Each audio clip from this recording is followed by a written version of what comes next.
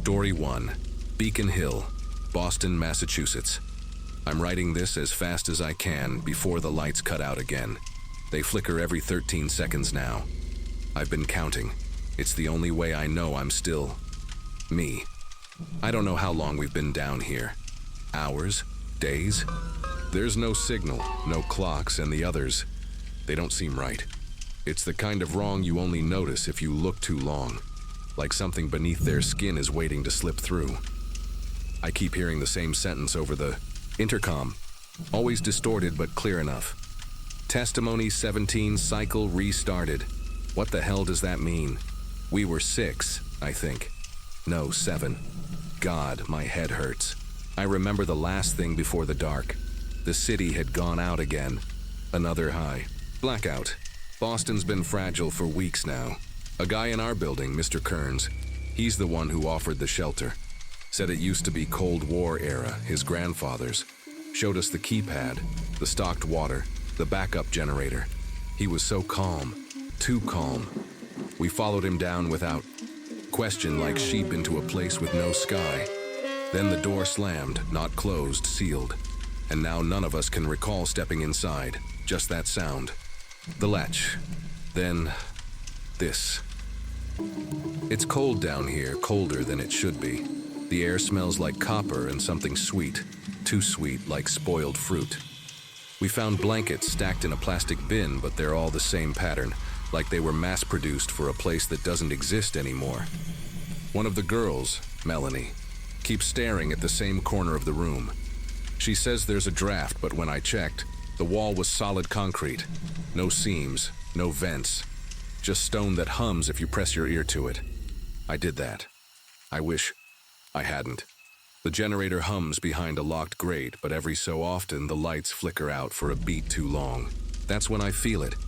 Like the room shifts somehow, like everything breathes in and holds, then snap, it's back. But someone always seems slightly different. Paul used to wear glasses. I swear he did. He's not wearing them now, and when I asked, he looked at me like I was insane. Said he's never needed them. I know I'm not imagining this. I can't be the only one noticing these slips, right? Mr. Kearns hasn't said a word since the door locked. He just sits on the bench by the intercom, tapping his foot in a rhythm that doesn't match any clock I've ever heard. Sometimes he hums, a lullaby maybe, or something older. No one asks him questions anymore. The last time someone did, Derek, I think. It was about the recording. What's testimony 17, he asked. Mr. Kearns just turned and stared at him. Not angry, just like he was waiting for Derek to remember something awful. Then he smiled, like he pitied him. Last night, if it was night, I woke up to static. The intercom had turned on by itself again. I heard whispering layered beneath the same phrase. Testimony 17, cycle restarted. But this time there was more. A second voice, lower, like it was reciting names. I heard mine. I heard my name. I jumped up and ran to the speaker, yanked the wire out. It kept playing. That's when I realized none of the others had woken up. All of them sleeping like corpses, eyes fluttering under their lids like they were dreaming the same dream. I tried writing down everything I remembered. Names, details, a timeline. But the paper I found already had writing on it. My handwriting. A full page. Same pen. Same frantic loops. Only, I don't remember writing it. It starts with don't. Trust your eyes. Then lower down in larger letters, this has happened before. I showed it to Melanie. She went pale and asked me where I found it. When I told her, she backed away like I'd threatened her. I wrote one too. She whispered. 2 days ago, it disappeared. The layout of the bunker is wrong. I swear there used to be a hallway on the far side behind the storage shelves. Now it's just a solid wall and no one else seems to remember it ever being there. But when I knocked on it earlier, it echoed differently. Hollow, like it's hiding something. Paul laughed when I brought it up. You think we're in a real place? He said. This is a loop, man. Kearns called it a cycle. I asked him what that meant, but he just winked and said, you'll remember when it restarts again.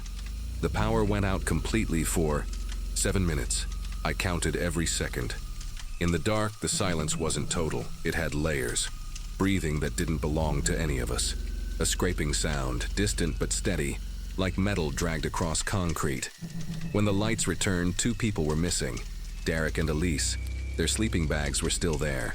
So were their shoes. No one said anything, not even Kearns. We all just looked at each other, afraid to be the first to ask. But worse, so much worse, was what we found near the door. A fresh recording tape labeled 18. I played it. Of course I did. I needed answers, or at least to feel something, other than this numb dread. The voice on the tape was mine. Me, panicked, breathing hard, saying things I don't remember ever saying. They're not real, or maybe I'm not. Please, whoever finds this, don't trust the lights, they change you. Then a scream. Not mine, Melanie's. And right at the end, before the static, Testimony 18, cycle will now reset. When I looked up, everyone was staring at me like I'd said it live. Like they were waiting for me to finish. I don't know what day it is anymore. I don't know if I've written this before. The recordings keep appearing. New numbers, same voice, sometimes mine, sometimes someone else's. We stopped sleeping. Or maybe we still do, just not when we think we are. Melanie won't speak now.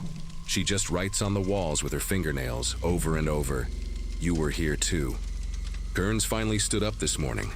Said something about the cycle being almost complete. That we're getting closer to baseline recognition. No one asked what that meant. I think we're afraid we already know. The door unlocked.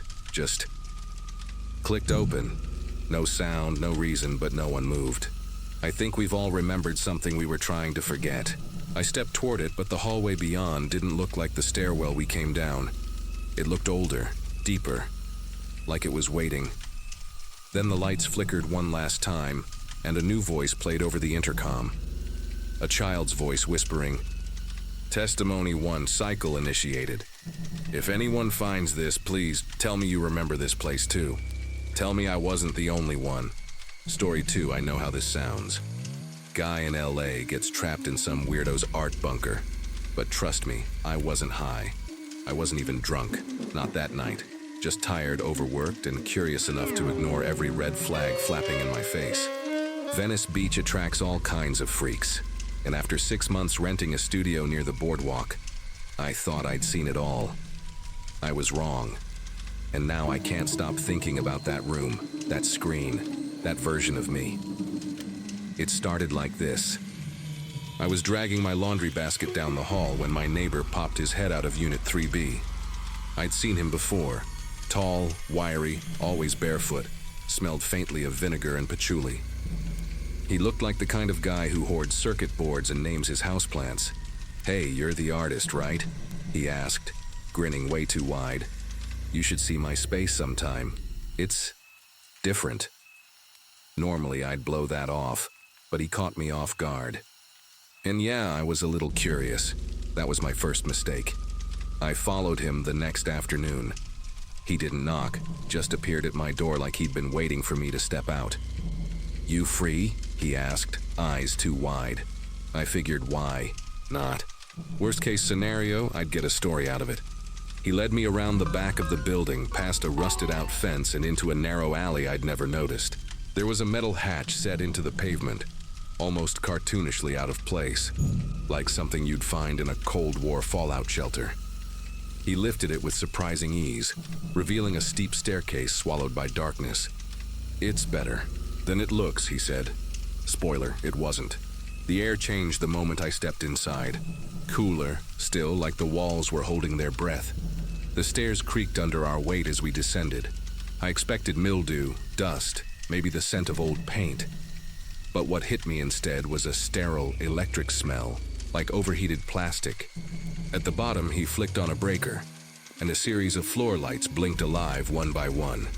The room opened into a bizarre, cavernous space, like a retro-futuristic gallery assembled by someone obsessed with analog tech. Dozens of CRT televisions lined the walls, all powered on, all playing something different.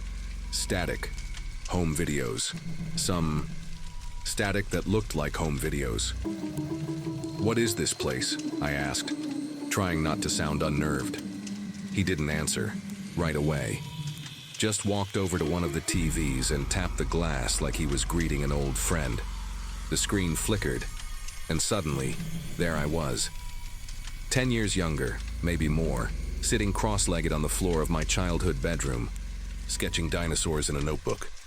The grain, the lighting, the angle, it looked exactly like my memory, only no one had been there to film it. "Memory is just data," he said, still watching the screen. "Sometimes it leaks." I laughed, or tried to. It came out dry. I walked past the rows of televisions, each one showing some sliver of my life. My first high school kiss, behind the bleachers, shaky hands and closed eyes. A night I'd spent crying on the rooftop of my first apartment. Stuff I'd never told anyone, stuff I barely remembered. One screen showed me arguing with my mom.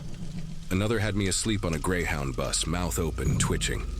I looked around for cameras, for some kind of projector. Anything that would make this make sense. "These aren't real," I said, louder than I meant to. "They can't be. Real's just a matter of perspective," he said, and then turned away like that settled it. I moved toward the hatch, ready to leave. The whole thing had crossed from eccentric to invasive. But when I climbed the stairs, the door at the top wasn't there. Just a blank ceiling of smooth concrete. I ran my hands over it, looking for seams, hinges, anything. Nothing. "Hey," I called down. "This some kind of joke?" He didn't respond. When I turned around, he was gone. I spent the next hour, maybe more, pacing the room, checking for exits, trying not to panic. The televisions kept playing. Some had changed scenes. One showed me at my father's funeral, standing stiff in a suit I hated. Another showed me brushing my teeth last night, down to the way I checked my phone with my free hand. The air felt heavier now. My lungs worked harder to draw in breath. I opened one of the side cabinets, hoping to find a vent or fan, but instead found spools of tape, each labeled in messy handwriting, all with my name, my full name. I pulled one of the tapes out and held it up to the light. It had a date written on the side, March 12, 2013, my 20th birthday. I didn't remember anyone filming that day. I didn't even remember doing anything that day. There was an old VHS player set into a rolling cart nearby, the kind they used in classrooms. Against my better judgment, I slid the tape in and pressed play. The screen flickered, and there I was again, sitting alone in a tiny apartment, eating cake straight from the box with a plastic fork. I had tears in my eyes. I paused it and looked around the room like it might be watching me back. I started yelling, not words, just sound, guttural and desperate, something I hadn't heard from myself before. I wasn't trying to scare him anymore. I wanted out. I pounded the walls, tried the lights, tried smashing one of the TVs, but the screen didn't even crack. It just blinked off, then back on, showing a new scene. Me, an hour ago, following him down the stairs. I backed away, breath catching in my throat.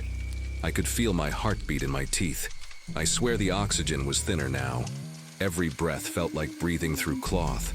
Eventually, I stopped moving. Not because I calmed down, I didn't, but because I physically couldn't anymore. My legs trembled, my chest felt tight, and every time I stood up too fast, the world spun. I lay down on the cold concrete floor, staring at the ceiling where the hatch used to be. My ears rang with a high-pitched tone, just quiet enough to make me wonder if it was real or just something in my skull. The TVs kept going, one after another, showing more of me than I wanted to remember. I started noticing things. Background, details, faces. Some of the videos had people in them I didn't recognize. A woman sitting silently in the corner of my childhood room, unmoving, just watching. A man standing by the bathroom door as I brushed my teeth last night, tall, gray-jacketed, expressionless. I rewound, paused, zoomed in as far as the analog knobs would allow. The same face appeared in more than one tape, same posture, same stillness, and somehow I hadn't seen him until now. I turned back toward the room, and for a second, just a second, I thought I saw him standing at the far end, half lit by the flickering screens. I don't know how long I was out. Maybe minutes, maybe hours. When I opened my eyes, the TVs were off. Every single one of them. The silence was worse than the noise had been, thick, waiting. I stood up too fast and nearly blacked out. In the darkness, I could hear something scraping along the far wall. Not footsteps. Something dragged, slow.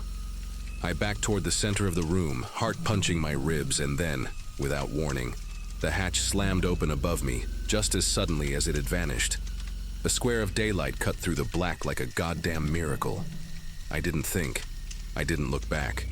I scrambled up those stairs like an animal, tearing skin off my palms, breath wheezing through half-closed lungs.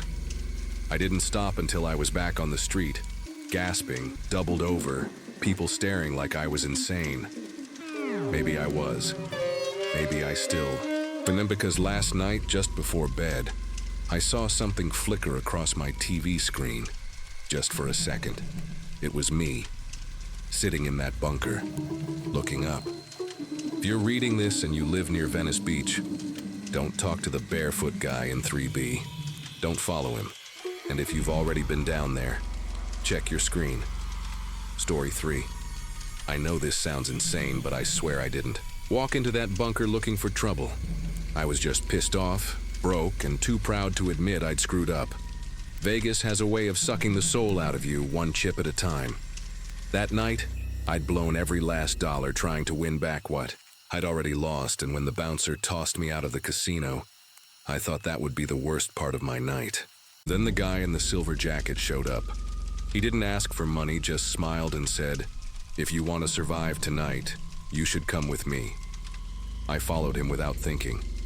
Maybe it was the desperation, or maybe just the way he said it, like he knew something I didn't.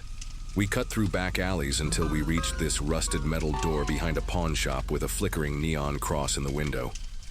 The moment I stepped inside, everything felt wrong. The air was heavy, like it hadn't been moved in years. The walls were covered in dusty, warped mirrors. None of them showed my reflection quite right, and dozens of clocks ticked backwards, in uneven rhythms. "What is this place?" I asked. He just locked the door behind us and said, "Time doesn't work the same down here."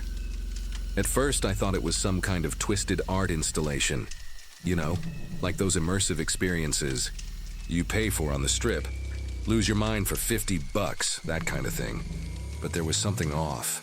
The reflections in the mirrors lagged behind my movements by a second or two, like they were watching instead of mimicking. And the ticking, Jesus, the ticking. It wasn't synced. It was chaotic, like a swarm of mechanical insects chewing through the walls. I tried to joke about it, asked the guy if he was running a haunted Airbnb. He didn't laugh. He just sat in a corner chair, staring at a mirror that had no frame and no reflection. I was about to turn around and leave, say, "Screw it, I'd rather sleep on the sidewalk," when I noticed the door we came through was gone. Literally gone. I even ran my hands along the wall where it had been, thinking maybe it was one of those seamless panels. Nothing. Just smooth, cold metal that smelled faintly of burnt plastic. "Where's the door?" I asked. He didn't even look at me, just muttered, "It's not time yet." That's when the lights flickered and I heard my own voice whisper something from behind me. I spun around, but I was alone. Or at least I thought I was. I know what my voice sounds like. That whisper, it was me, but slower, stretched out, like it was underwater. I backed away from the mirror closest to me, but the sound didn't stop. It echoed again, the same words. "You shouldn't have come." I hadn't said that, not out loud, not even in my head, but the voice was mine. I turned to the guy in the chair. He was gone, just gone. No footsteps, no sound. His chair was still rocking slightly, like he'd just gotten up. I was alone in a mirrored room with backwards clocks and my voice warning. Me in loops. I tried to retrace my steps, but every hallway led somewhere new. I'd turn a corner expecting the small entry room, and instead I'd find a corridor lined with more mirrors. Some cracked, some fogged over like someone had just breathed on them. The weirdest part? My reflection started changing. At first, it was subtle. Blink delays, my mouth moving a second after I spoke. Then it got worse. One mirror showed me grinning when I wasn't. Another had my eyes missing completely. Just two dark pits staring back. I started calling out, yelling for the guy. "This isn't funny, man." My voice bounced back at me, warped and twisted, like something else was trying to imitate me. Then came the footsteps. Not mine, not his, something heavier, deliberate. They echoed through the halls even though the floor was carpeted in this disgusting damp material that squished under my shoes. Every time I turned toward the sound, it shifted, like whatever it was didn't want to be seen, only heard. I pressed my back to a wall, holding my breath, trying to listen. That's when I realized something even worse. I could hear breathing, right next to my ear. But when I turned, nothing was there. Just another damn mirror fogging up from breath that didn't belong to me. I started running. I didn't care where, I just needed to move. The clocks on the walls now ticked louder, like a countdown I hadn't noticed was happening. One of them struck midnight, and the hallway I was in suddenly tilted, literally tilted, like gravity had shifted sideways. I fell into the mirror to my right and it cracked, cutting my arm. But there was no blood, just this dark, sticky fluid that smelled like old pennies and mold. I wiped it off, panicked, and saw that the cut was gone. No wound, no pain. I looked up and saw the hallway had changed again. The walls were tighter now, pulsing slightly. Breathing, I finally found a door. Not the door, just a door. It was narrow, wooden, and looked like it belonged in an old farmhouse, not a metal bunker. Desperate, I pushed it open, and behind it was my hotel room. Same stained carpet, same broken mini fridge humming in the corner. For a second I thought, maybe I'd hallucinated the whole thing, that I'd passed out drunk and dreamt it all. I even laughed, too loud, too sharp. But then I saw the mirror above the dresser. It didn't show the room behind me. It showed the bunker, the hallway I'd just left. And in it was me, still standing there, not moving, staring straight at the mirror in that world. I blinked and the reflection smiled. I didn't. It raised its hand and pressed it against the glass. My hand didn't move. Then, behind that version of me, something stepped out of the shadows. Tall, thin, no face, just folds of sagging, pale skin and twitching fingers. The thing leaned close to my reflection's ear, and both of them turned their heads toward me, toward the mirror. That's when the lights in the hotel room cut out. For a moment, I stood frozen in the dark, my breath shallow, the hum of the fridge gone, and in the silence I heard my own voice again, closer this time. "Let me in," I bolted. I didn't care if it made sense or not. I kicked that fake hotel door open and sprinted down a hallway that hadn't been there before. The walls were closing in, mirrors on every side, each showing different versions of me. One laughing manically, one sobbing, one clawing at the glass like it was a prison. The ticking of the clocks was deafening now, layered with whispers, all in my voice, all saying things I'd never said. "We already left," one muttered. "You're the last one." I screamed until my throat gave out. I don't remember falling, but I must have. The world just shifted and I was outside, lying on the concrete behind the pawn shop. Morning sun in my eyes. No door, no guy in the silver jacket. Just the neon cross flickering like nothing had ever happened. But something followed me, I know it did. The mirrors in my apartment have stopped reflecting me properly. Sometimes I catch movement just after I turn away. Sometimes the clocks in my kitchen tick backwards for exactly 1 minute, then stop. I've smashed the glass, covered the eye, flections. But it doesn't help. It's not about the place, it's about me now. I opened a door I wasn't supposed to. I saw something that shouldn't exist. And if you ever find yourself on the strip, broke and pissed off, and someone offers you a safe place for the night, don't go. Don't follow. And whatever you do, never trust a mirror that smiles first. Story 4. They offered me an extra $150 just to deliver a box of what looked like vitamin water to some guy on Fulton Street. I figured it was one of those tech bros holed up in a penthouse doing intermittent fasting and crypto trading. The address pinged as temporarily unlisted, which I thought was code for this guy doesn't tip. But the money was real, and so was my rent bill. So I went. Nothing screamed horror movie yet, except maybe the fact that the building was technically abandoned since 2016. There wasn't a front desk, no doorman, just a single elevator waiting for me with its doors open like it had been expecting someone. The lobby lights were on, humming with that sterile LED buzz, and a tiny plaque beside the elevator button read, Level B4, Guests. Only, I laughed out loud. Oh cool, secret villain lair. But I scanned the delivery QR code anyway. The elevator closed, and for a moment, everything was quiet. Then it started going down, and didn't stop. Not for a while. I don't know how long I was in that elevator. Could have been 5 minutes, could have been 20. My phone had no signal, and the timer on the delivery app froze at 97%. When the doors finally opened, it wasn't to some moldy storage level. It was nice, like disturbingly nice. Polished concrete floors, recessed lighting, and this crisp lemon scent, like a luxury spa trying way too hard. A man in a three-piece suit, the kind of outfit that costs more than my bike, was waiting for me with a calm smile. Mr. Goldstein will be with you shortly. In the meantime, would you care for a coffee while we process your payment? Now, I've delivered to hedge fund maniacs and reclusive YouTubers before. I've seen weird. But this felt staged, like a simulation of hospitality. I almost laughed again, but something about the guy's smile held too long. No blinking, just still. I shrugged, followed him past a biometric scanner and into what I thought was a lounge. That's when it hit me.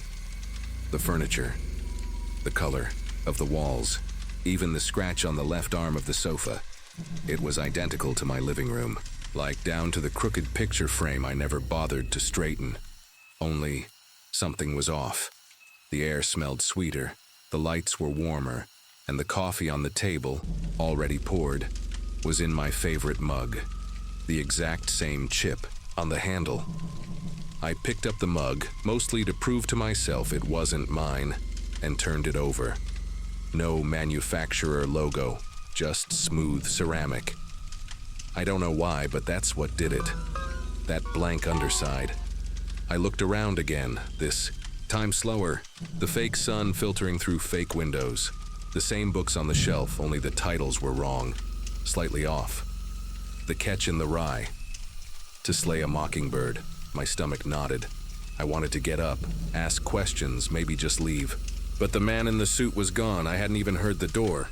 I stood and called out, "Hey, this is cute and all, but I've got other orders to run." No answer. I tried the door we'd come through, but it slid shut without a seam. Seamless, like part of the wall. I walked the perimeter, knocking. On panels, half expecting a camera crew to pop out and yell that this was some avant-garde reality show. Instead, a soft chime echoed from above, and a woman's voice, soft, pleasant, robotic, said, "Please relax. The payment is being processed." I looked up. There were cameras in all four corners. I hadn't noticed them before. Tiny black lenses shifting slightly as I moved, watching. I sat back down, mostly because my legs felt weird, heavy, like I'd run a marathon without noticing. The coffee was still steaming. I hadn't touched it, but it hadn't cooled. Checked my phone again. Still frozen. Then I noticed something on the bookshelf that made my chest seize. There was a framed photo. Same frame I have at home, same corner crack, showing me. Me standing next to my old dog, Max. Only Max died 6 years ago, and in this photo, he looked young. The background wasn't my apartment, though. It was this place. Same fake window, same lamp. That picture doesn't exist. I never took it. I backed away, knocking over the mug. It didn't break, didn't even spill. It just thudded softly against the rug and rolled to a stop, like it wanted to land upright. That was the first moment I let the fear in. Like really let it in. I said, "Okay, you win. Weird tech prank, good job, I'm leaving." I tried shouting again. Kicked at the wall. Nothing.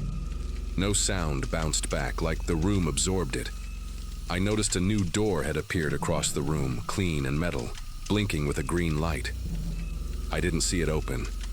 I just turned around and it was there. The voice returned. "We appreciate your cooperation. Phase 2 is ready." I didn't want to go through that door. Every nerve in my body screamed not to. But staying in that replica of my life, surrounded by wrong versions of everything I knew, felt worse. So I stepped through. The hallway beyond was darker, colder. The lights buzzed overhead with a deeper throbbing hum, like something breathing in the walls. Along the corridor, doors lined both sides. Some closed, others cracked just enough to hint at movement inside. One swung open as I passed. Inside was a bedroom. My bedroom. Except it wasn't just close. It was identical. Even the shirt I left on the floor that morning was there. Only now it was folded, clean. I started moving faster. Another room, my bathroom, only reversed like a mirror image. My razor, my broken toothbrush, all wrong-handed now. Another room had my kitchen, but the fridge hummed at a different pitch, and the magnet spelled a sentence I never wrote. "You are here." Every step forward made my breath catch in my throat. I wasn't just being watched. I was being studied, reconstructed. Each room was like someone had taken snapshots of my life and recreated them from memory. A memory that didn't belong to me. The last door at the end of the hallway was wide open. Beyond it, darkness. And something moving. I stopped at the threshold. Whatever was inside, it hadn't seen me yet. Or maybe it had and just didn't care. The room was pitch black except for the flicker of monitors, dozens of them, showing different angles of my apartment. My real apartment. One feed showed my front door, another, my bed. One showed me, standing exactly where I was now in real time from an angle above my head. I looked up and there it was. Another camera slowly adjusting. The figure in the center of the room turned. I couldn't see its face, but it had my height, my build. It raised a hand and waved. That's when I ran. I don't remember how I got out. The elevator must have worked, or maybe I blacked out, and ended up outside by chance. My phone was dead. The delivery app showed order completed. No tip. I've tried going back to that building on Fulton, but it's gone, bricked up, no entrance. And every night since, I swear the layout of my apartment shifts. A socket moves. A drawer slides better than before. I think they let me go because they already got what they needed. And if I'm right, they're building more of me. If you've seen anything like this, a room that shouldn't exist, a copy of your home, tell me in the comments. I need to know I'm not the only one. Story 5. It was supposed to be a short drive, 30 minutes tops. But by the time the snow started turning sideways like tiny knives scraping the windshield, I knew I wasn't getting out of Lincoln Park anytime soon. My fingers were going numb against the steering wheel, even with the heat on full blast. I remember staring at the red glow of the traffic light, half buried under frost, when she knocked on my window. A petite old woman, cheeks pink from the cold, scarf wrapped too tight. She smiled like she knew me. "You'll freeze out here," she said. "Come inside, my place is warm." And I said yes. Her house was older than it looked from the side. The snow had swallowed the steps, and I nearly slipped following her down the side alley to what she called her winter shelter. It was a heavy metal door, hidden behind some dead hedges. The hinges groaned like something alive as she pushed it open. Inside, the air was dry and oddly warm, but not comforting.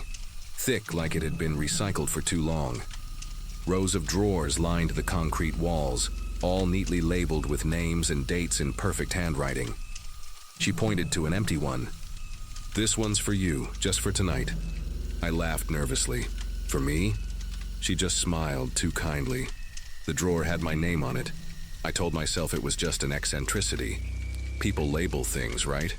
Maybe she was organized. Maybe the bunker was some kind of morbid hobby.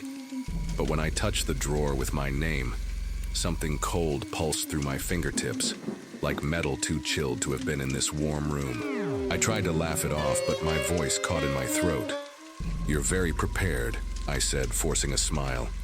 She was already halfway across the room, lighting an old oil lamp. "I've had many visitors over the years," she said without turning. "Sometimes the power goes out. Best to be ready."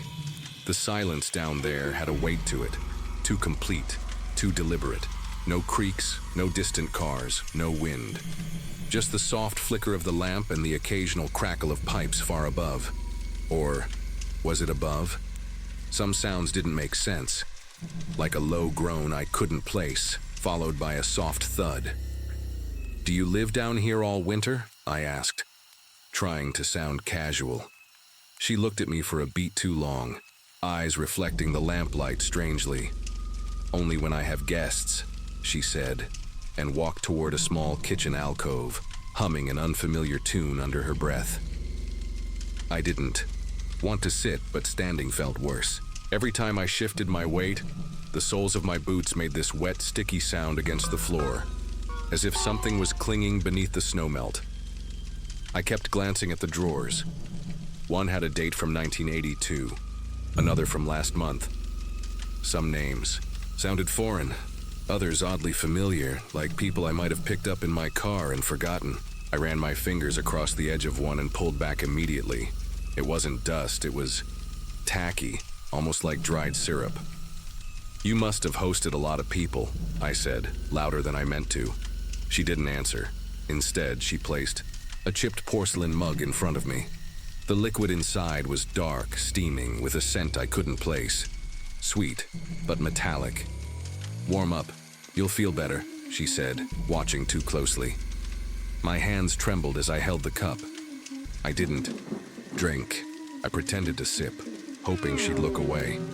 That's when I noticed the portraits. Lining the hallway behind her, dozens of them. Framed, hung too low, all lit just enough to catch your eye when you weren't looking directly. The faces didn't seem posed. Their expressions were too alert, too recent, and one of the women looked just like someone I'd picked up last week. I remember her nervous laugh. Her name was Hannah. I stood up slowly, pretending to stretch. "Bathroom?" I asked, even though my stomach was too tight to feel anything. She pointed to a narrow hallway beside the portraits. As I walked past them, I swear, I felt their eyes move, not subtly, not metaphorically. One of them, a man in a flannel shirt, had his gaze fixed ahead when I glanced the first time. But as I passed, his eyes were on me, locked, accusing. I stumbled into the bathroom and shut the door too hard. No lock. The light inside flickered and buzzed, and the mirror was covered in condensation. Except I hadn't washed my hands yet. I leaned closer, trying to make out my reflection, but it was faint, almost like the glass resisted showing me. And behind me, in the blur of steam, I thought I saw another silhouette, too tall to be mine, too still. I spun around. Nothing. Just the hallway. But the air was colder now. And then I heard it again, a sound like someone whispering through metal, through pipes. Faint, then louder. A stifled cry. I pressed my ear to the wall. Someone was down here. Or had been. And they'd screamed. I came out of the bathroom with my heart hammering so loudly it felt like it echoed in the bunker. She was sitting now, right where I had been, sipping from her own mug and staring into the flame of the oil lamp like it was telling her a story. "Is everything all right?" she asked without looking up. Her voice was calm, too calm. "I think I should head back. To my car," I muttered. "The snow's probably let up by now." Her smile was slow and strange, like she was savoring something. "No rush. You haven't even looked through your drawer yet." She nodded toward it, and I noticed, for the first time, something inside. A photograph. It was face down. My name was still printed on the label, but the date had changed. It now read tonight's date. I didn't move. Couldn't. "I think there's been a mistake," I whispered. She stood, creaking at the knees, and walked over beside me. "No mistake," she said softly. "I always know when they're ready." Her breath smelled like the tea, sweet and metallic, and her eyes up close had this thin, glistening film that shimmered like glass. I backed away, nearly knocking over the lamp. The flame sputtered, dimmed, and that's when I heard it. Not a scream this time, a whisper. From inside the drawer. I ran. I don't remember deciding to, I just did. My boots slipped on the damp floor, hands scraping against drawers that buzzed with a coldness that wasn't physical. Behind me, her voice was soft but rising, melodic, almost a chant. The metal door at the entrance was heavier now, like the air itself pressed back. When I finally wrestled it open, the wind outside felt violent but honest, real. I didn't look back. I didn't want to see if she was following or if someone else was. The snow swallowed my footsteps instantly, as if trying to erase where I'd been. I slept in my car that night, engine off, phone dead. When I finally made it home, the first thing I did was check my call history, my rides, anything that could prove I had been there. Nothing. No record. No ride to Lincoln Park. No stop near the alley. But in my coat pocket was a photo I didn't remember taking. Me inside that bunker, staring at the drawer with my name. And behind me, blurred but unmistakable, were faces, watching. I don't drive at night anymore. I keep my doors locked, my curtains drawn, but sometimes just before I fall asleep, I hear the pipes moan, and I wonder if my drawer is still empty.